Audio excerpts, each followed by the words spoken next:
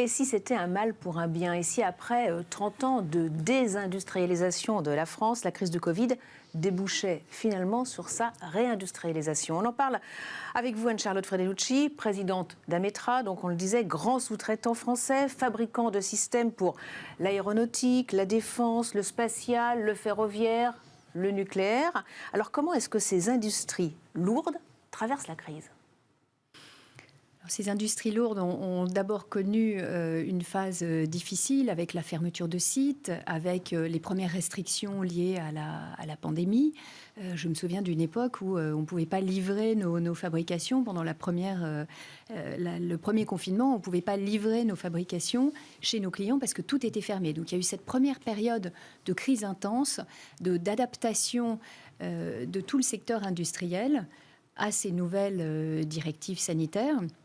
Et puis, il y a eu une deuxième étape où, notamment dans l'aéronautique, il a fallu redimensionner les usines et les équipes aux nouveaux besoins, les besoins ayant fortement chuté, puisque vous vous souvenez du moment où plus aucun avion ne volait. Donc, quand les avions ne volent pas, les compagnies aériennes ne consomment pas de services d'entretien des avions. Et donc, c'est l'ensemble de la supply chain, l'ensemble de la chaîne d'approvisionnement, l'ensemble du secteur aéronautique qui voit son activité décroître.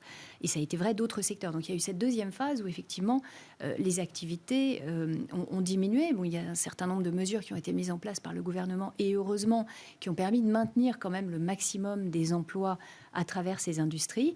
Et maintenant, on est dans une phase où on amorce le redémarrage, le ramp-up, comme on dit dans l'aéronautique, où on est en train de repartir avec, exprimé par grand nombre d'industriels, certaines inquiétudes quant aux capacités des entreprises, notamment des plus petites entreprises, des PME, à faire face à cette remontée qui nécessite de l'injection de trésorerie, qui nécessite d'avoir conservé ses ressources humaines, bref, qui nécessite de pouvoir mobiliser un certain nombre de ressources qui, heureusement, en grande partie sont restées dans l'industrie, mais est-ce que cette grande partie suffira? Et là, donc, on est dans cette phase de remontée. Et sur les conditions, au fond, de marché, beaucoup a été fait sur, par exemple, l'environnement fiscal, sur les impôts de production. Il y a encore des marges de manœuvre fortes parce que ça permet de gagner aussi en compétitivité par rapport à nos concurrents, qui soient de l'autre côté du Rhin. Concurrents et néanmoins partenaires européens, et néanmoins amis, mais aussi un peu évidemment au-delà. On pense notamment aux pays du sud-est asiatique. Est-ce que ça, il y a encore beaucoup à faire, selon vous, pour permettre justement à cet écosystème de se réindustrialiser? Le Covid a permis un saut quantique dans la pratique, et on s'est beaucoup interrogé sur nos pratiques, mais est-ce qu'on a des besoins à nouveau sur, au fond, tout l'environnement et l'écosystème pour permettre que ce soit plus efficace demain pour vos industries? Absolument. Alors, il n'y a pas que des questions fiscales, mais pour revenir aux questions fiscales, chez Ametra, on déteste les impôts de production. Donc, je crois que c'est en 2020 où on était à 72 milliards d'euros d'impôts de production par an. On a eu une réduction de l'ordre de 10 milliards, c'est bien, mais pour nous ramener à la moyenne des pays européens, il faudrait encore gommer une vingtaine de milliards, puisqu'il fallait diviser par deux, un peu plus que 20 milliards, il fallait diviser par deux ces impôts de production pour se remettre dans la moyenne européenne. Et pour que ceux qui nous écoutent comprennent bien, ça n'est pas une notion théorique, cette concurrence mondiale et ces impôts de production.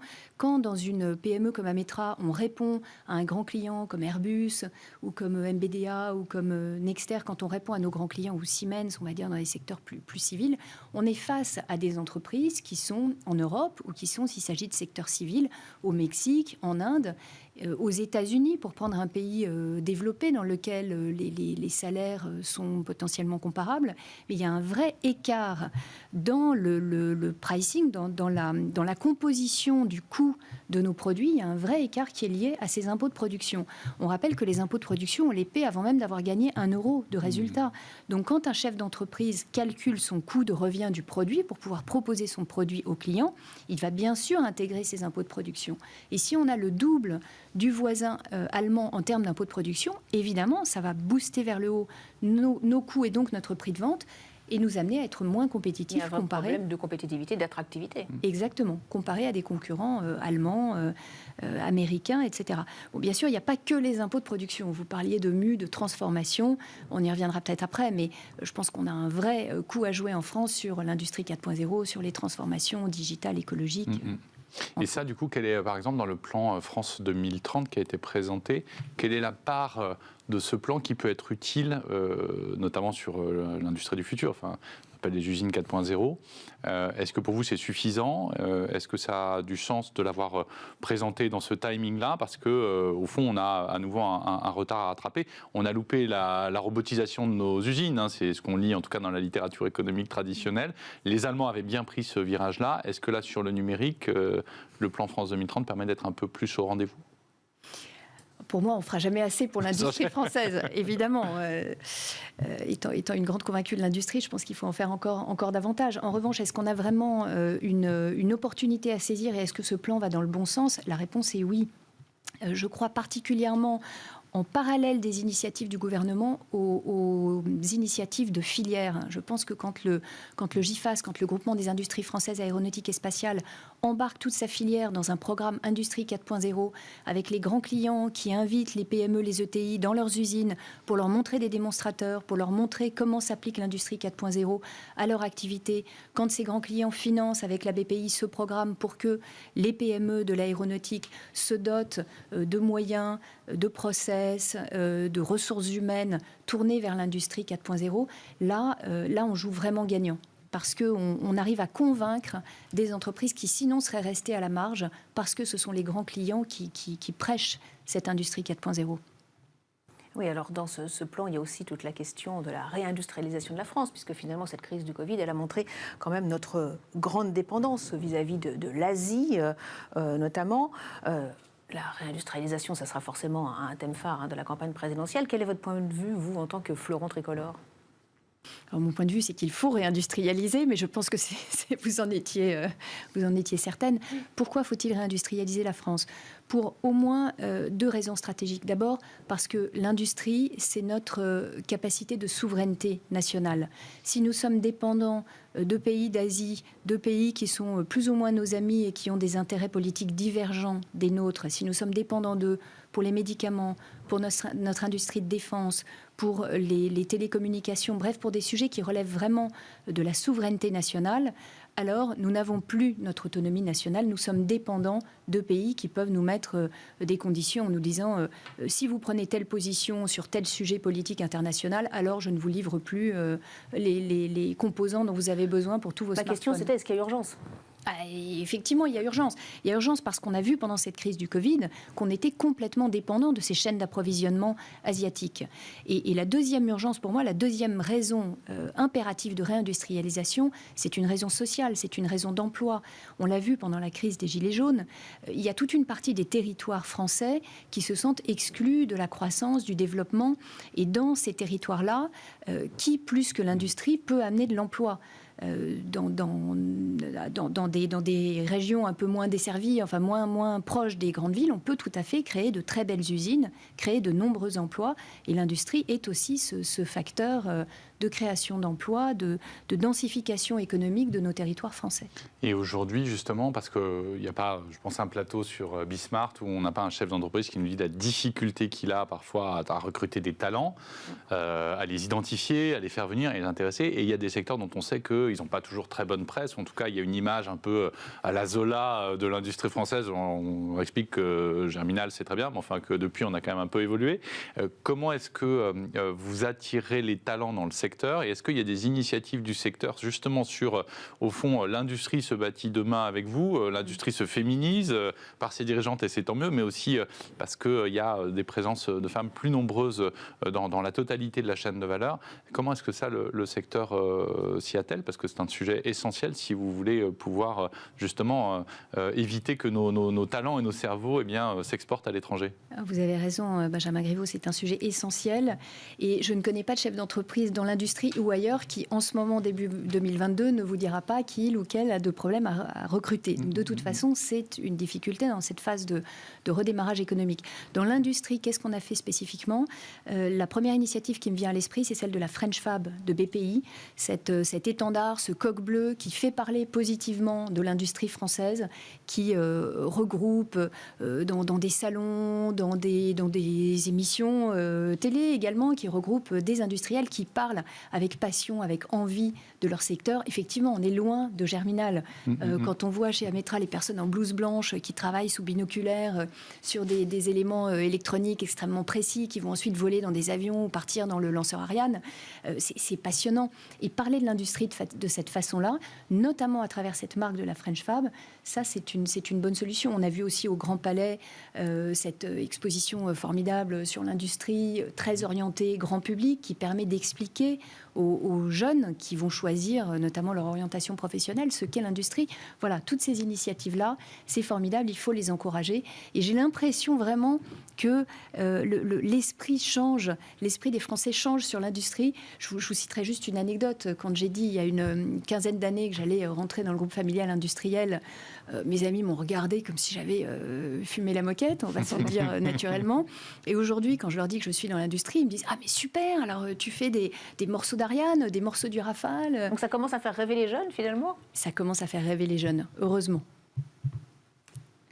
On va poursuivre avec vous, Paul Boudre. Voilà. Où est-ce que vous faites rêver les jeunes ? Alors, on va quand même... Il faut absolument qu'on fasse rêver les jeunes. Alors, très stratégique. Vous êtes directeur général de Soitec, un concepteur, producteur de semi-conducteurs. On va parler de cette bataille des semi-conducteurs, un secteur touché par la pénurie de matières premières, comme l'industrie. Mais tout d'abord, pour qu'on comprenne bien, est-ce que vous pouvez nous expliquer ce que vous faites ? Parce que finalement, on a tous un petit bout de Soitec dans nos smartphones, dans nos ordinateurs. Absolument, oui. On a, en 2015, on a recentré l'entreprise sur son savoir-faire, sur ses forces. Et en fait, l'entreprise, elle fabrique ce qui est le support de tous ces petits composants que vous avez, ces puces électroniques que vous retrouvez à la fois dans votre téléphone, dans vos téléviseurs, mais aujourd'hui dans vos machines à laver, machines à café, dans la maison, un peu partout. Voilà, ça et nous, on fabrique la base qui va permettre à nos grands clients de venir fabriquer ces composants. Alors quand je dis la base, ça veut dire que quelque part, on a beaucoup de technologies embarquées dans cette fameuse base. C'est-à-dire qu'on va donner au composant final des caractéristiques qui vont augmenter sa performance de 60%, diminuer sa consommation d'énergie de 60-80%. Donc on va designer quelque part le substrat, la base sur laquelle ce composant va être fabriqué pour lui permettre dans l'application finale de donner la performance idéale et puis d'amener, je dirais, une vraie valeur compétitive pour nos grands clients. Donc ça, c'est ce que nous faisons à Soitec. En fait, on est des designers de matériaux qui vont permettre à nos grands clients, et vous les connaissez tous, ces grands clients, ils sont bien sûr européens, français, mais américains, asiatiques. Il faut savoir qu'on travaille avec tous ces grands clients dans le monde. Et c'est vrai, on le sait peu, Soitec est une société française où 80% de la population mondiale communique et travaille, voyage, se soigne grâce à une technologie qui est française et qui est sur la base de nos composants. Et vos grands concurrents mondiaux, pour que les téléspectateurs comprennent bien un peu de quel marché on parle, où est-ce qu'ils sont, un peu en Europe et puis beaucoup à l'extérieur de nos frontières? On a une situation très particulière parce qu'on amène une technologie qui est unique. Soitec est un essaimage du CE Aletti. On parlera du public-privé peut-être dans cette émission, mais je pense que c'est une des forces que l'on a su préserver. Soitec arrive dans sa 30e année et on a su préserver cette collaboration publique-privée au niveau de l'innovation. Donc on est toujours une société de croissance, mais dont la croissance est fondamentalement basée sur l'innovation. Donc ces grands clients aujourd'hui, que sont les Qualcomm, les Sony, les Apple, vous les nommez tous, les Amazon, les Google, ils ont besoin d'amener de l'innovation dans leur future génération de produits. Et on voit bien aujourd'hui que la pandémie est un des axes de développement, on y reviendra, mais pas que. Dans ce qui bouge dans notre secteur, on peut parler de ce qu'on appelle chez nous la trade war, qui est aussi cette situation économique difficile entre d'abord la Chine et puis les États-Unis, mais qui prend aujourd'hui une tournure mondiale parce que je dirais qu'on est plus dans un axe où pendant 40 ans, on a construit notre industrie, celle du semi-conducteur, sur un axe de globalisation, qui nous a amené à ce que plus de 50% de la création, de la fabrication des composants de semi-conducteurs est faite en Asie. Plus de 50% d'ailleurs est juste consommé en Chine, juste pour montrer l'impact de ce que cela veut dire. Donc on a construit cette industrie sur la globalisation, et cet impact de trade war plus de pandémie qui montre effectivement les lacunes et les risques nous amène aujourd'hui, nous industriels, à repenser stratégiquement cette industrie en régionalisation. Donc, sans oublier que on sera obligé de continuer à avoir beaucoup de partenariats, et ces partenariats pour Soitec, ils sont partout dans le monde, ils sont avec des sociétés asiatiques, des sociétés chinoises, des sociétés américaines, des sociétés européennes, parce qu'il n'y a pas une société dans le monde qui peut amener une solution. La solution est trop complexe. Mais c'est vrai que là aussi, les questions de souveraineté se posent. Vous l'avez dit, illustration encore de notre dépendance, puisque plus de 70% de la production de semi-conducteurs est en Asie. Que pèse l'Europe ? Et que pèse la France ? L'Europe est, je dirais, inférieure à 10% aujourd'hui. Et je pense que ce qu'il s'est passé depuis quelques trimestres, et quelque part pour nous entrepreneurs et pour nous Français, c'est formidable de voir qu'on a remis le semi-conducteur sur, je dirais, sur l'axe stratégique qu'il doit avoir en Europe et en France. Moi, j'étais un des premiers à être très satisfait on parle de France 2030, mais de voir comment c'est la première fois qu'un président français remet le semi-conducteur au centre des programmes stratégiques français. C'est fondamentalement un des axes stratégiques qu'on n'a pas le droit d'ignorer pour les 30 prochaines années. Pourquoi ? Parce que c'est sur cette industrie que nous allons bâtir toute la transformation de notre éducation, de notre modèle de santé, de notre modèle de transport, etc., notre modèle d'agriculture. Et donc, on voit bien que le premier gros sujet, d'ailleurs, c'est l'automobile. Et on en parlera un petit peu. Dans la deuxième partie de l'émission. Oui. Non, c'est un bon sujet. On va anticiper un peu. Ce que fait Soitec sur l'automobile, mais de façon générale. Oui. Typiquement, les secteurs les plus touchés par la petite crise d'approvisionnement qu'il y a eu, et qui continue d'ailleurs. Les gens vous disent, voilà, moi je vais acheter une voiture, j'ai 15 mois d'attente, 18 mois d'attente, etc. Quels sont les secteurs chez vos clients qui vont être les plus impactés en termes de délai, par exemple, de livraison, de produits finaux pour les consommateurs? Est-ce qu'il y a des secteurs qui sont plus consommateurs en intensité de semis que d'autres? Parce que, évidemment, on a l'automobile en tête. Mais... Je pense qu'on est en face d'une problématique de culture et d'éducation et de communication entre des verticaux qui ne se connaissent pas.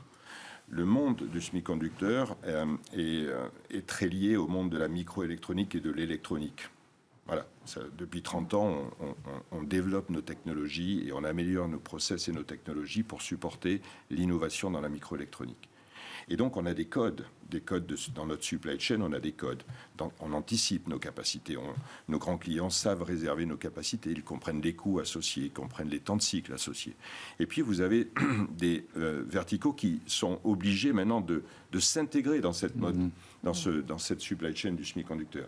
Mais les codes ne sont pas les mêmes. Si vous prenez l'automobile, quand les usines s'arrêtent il y a 1 an parce que la pandémie, tout le monde est frileux, tout le monde retire ses capacités, mais les capacités du semi-conducteur, elles sont déjà occupées. Elles sont déjà prises par d'autres secteurs d'activité qui sont en pleine croissance et qui ont compris et qui savent qu'il faut réserver très à l'avance ces capacités.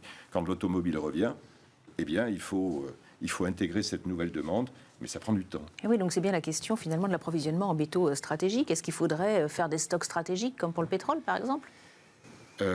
Il faut, je pense, travailler beaucoup dans l'anticipation.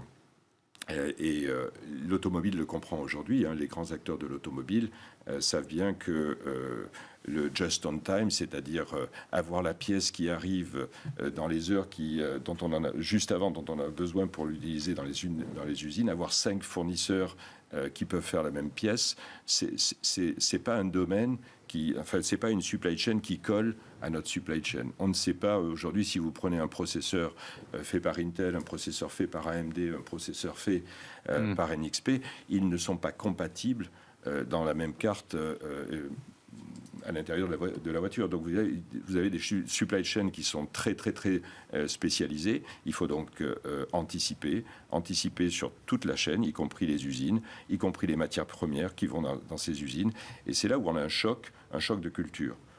Voilà, parce que en microélectronique, aujourd'hui, je sais ce que mes grands clients de la microélectronique vont me demander l'année prochaine, mais aussi l'année d'après. Mais dans l'automobile, on avait une visibilité qui était très très court terme. Et est-ce que l'objectif qu'a fixé, je crois, Thierry Breton, d'avoir à peu près 20% de la production de semis européenne à horizon 2030, disons, est-ce que ça passe pas obligatoirement par la Constitution ? Il y a ce débat en France d'un fonds qui se rendrait acquéreur de mines, c'est-à-dire pour sécuriser les appros et pour permettre pour le coup aux Européens de tenir leur rang, de dire en gros aujourd'hui on fait 10% de la production mondiale, à peu près, hein. On peut le doubler, mais cet objectif il est tenable que si on a sécurisé les appros. Alors d'abord, je pense que cette initiative est fondamentale et elle est extrêmement stratégique pour l'Europe. Il faut se caler sur ce 20%, c'est un minimum qu'il faut aller chercher. Et c'est faisable. On a aujourd'hui des grands champions en Europe sur lesquels on s'appuie, des grandes entreprises. On a aussi des basculements en termes de marché. On a parlé de l'automobile, mais on va parler demain de la santé, on va parler de l'éducation, on va parler de ce que j'appelle aussi l'intelligence artificielle embarquée. Et vous voyez bien que tous ces petits objets connectés que nous avons tous autour de nous deviennent de plus en plus intelligents. Donc ça, c'est une force que nous avons aujourd'hui en Europe. Nous avons les laboratoires de développement et de recherche les plus avancés dans le monde, qu'ils soient CEA-Leti, qu'ils soient IMEC en Belgique, qu'ils soient le Fraunhofer Institute en Allemagne. Toutes les grandes compagnies du monde viennent s'appuyer sur ces centres de recherche pour justement leur future innovation.